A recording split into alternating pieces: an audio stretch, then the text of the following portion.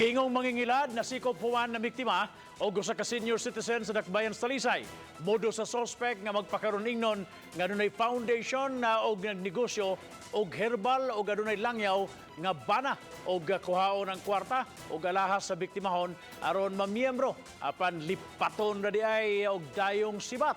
Si Chonor Carion sa exclusive report. Kaya ako kapalit ng tambal, kaya atake ko. Nabaysa ka, inakunugan na ako. Ay makibatasan, manuway na ikanda ko. Wa makapugong ang 74 anyos nga si Corazon Ibas sa iyang gibati human nakakita sa nangilad kaniya nga misibat sa iyang relo og kapin 2,000 pesos nga ipalit unta og tambal. Gipasanginlan niya si Mylene Mandawe Villomo, 47 anyos, taga Barangay Puok, Talisay City, nga mo'y nangilad kaniya ni adtong miaging tuig. Mga ilang ko sa ilos Ginoo. Kaya kanagabi kasi kampo nga mabutrang panahon ni mga nabaan ko sa akong ang gibuhat kay ikaw, di kay kaluoy. Oo. Si Villomo nasikop kagahapon kay nangilad na usab og laing senior citizen. Maayo na lang kay daling nakapanawag og tabang ang biktima ug nadakpan gyud ang suspect. Nasakmit gikan kang Villomo ang mga alahas, fake bills nga gamito niya nga bodle money aron ipakita sa iyang biktimahon. Lakip sa nakuha gikan sa dinakpan mao ang gituhang shabu nga gibada-ba ng mobalor og 65,000 pesos. Nagsunod-sunod ang mga senior citizens pag-abot sa Talisay City Police Station ug positibong mitudlo sa dinakpan nga nangilad kanila.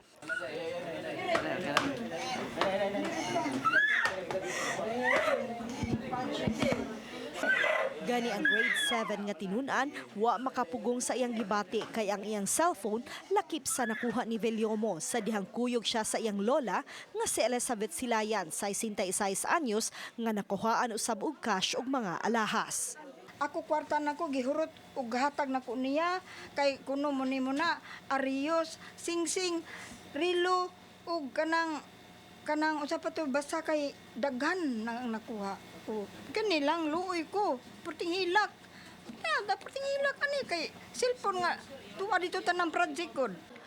Modus ni Villomo nga moduol sa iyang biktimahon ug magpakaron ingnon nga kaila siya sa pamilya sa iyang biktimahon.